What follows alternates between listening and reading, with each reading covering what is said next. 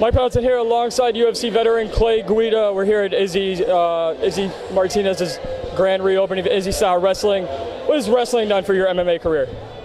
Wrestling is the pinnacle of the sport of mixed martial arts. Wrestling is the reason I'm here doing this interview right now. Wrestling is the reason I'm still in the UFC and have had success in mixed martial arts for going on a dozen years, man. It's kind of crazy to say that. You do have a fight coming up in November against another UFC vet, Joe Lauzon. Is that a fight you wanted? Is that something you both asked for? What are your thoughts on this fight? Everyone knows I want every fight. You know, this is a fight that has been kind of a long time coming.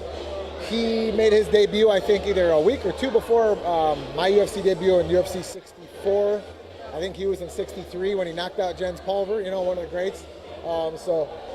You know, through the years, we maybe we're one fight away, you know, so it's a long time coming, and, you know, it's going to be an honor to get in there and get my hand raised against Joe Lauzon, you know.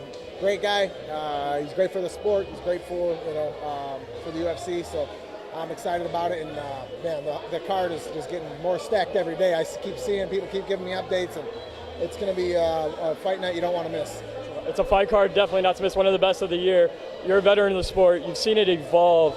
You know, from what it was back in your debut to what it is now in 2017, how would you sum up the evolution of mixed martial arts? The evolution of mixed martial arts is just the skill level followed by, you know, the TV deal with Fox, the national television deal that, you know, Dana White and the Fertittas put together with Fox, brought the sport from, you know, such a minor program up to, you know, to the next level. So, you know, I think we can, you know, reward, you know, the fact that, you know, national TV has done a great job for the sport, and it's only going to continue to grow and be the fastest growing sport in the world. You have a blueprint, really. I think following your career, you know, you from here, from Illinois, from Round Lake, you go out west, you go to California, you have your own gym back here. How important is it for you to keep up to date with younger fighters and have your own gym, but also maintain focus on your career? That's a great question. Bringing people along with you in a positive way, it's everything in life, you know what I mean?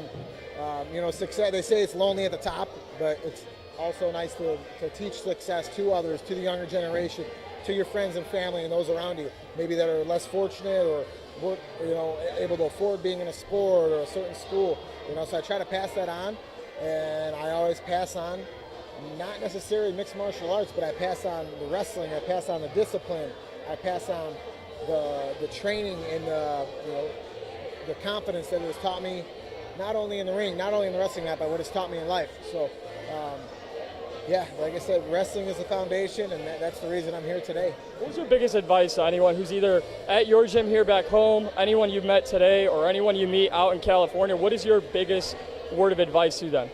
My biggest word of advice to people is challenge yourself. Don't take the easy road. It sounds cliche, but plow your own road, create your own road, create your own legacy. There's always going to be not roadblocks. You know, I hear people say, you know, there's speed bumps. That's what I call them, speed bumps. Run through it. Don't go around it, man. Knock it down, climb over it, find a way around it. You know what I mean? It's you can use that in everyday life. You can use it on the wrestling mat. You can use it in the octagon. You can use it on the baseball field. You can use it in academics, in the math class, anywhere in life. It's just challenge yourself, and, you know, always be willing to work harder than the next person. You're with a great team over at Alpha Male. Don't even have to get into the specifics of anything, but I do just want to get your thoughts. That gym has gone from a group of guys who were just a team, just bounded together, and now the new gym's in place. What is that like now, going and growing with that team? The atmosphere at in Sacramento, at Alpha Male, at Uriah Faber's Ultimate Fitness, the place, I call it the MMA Mecca for a reason.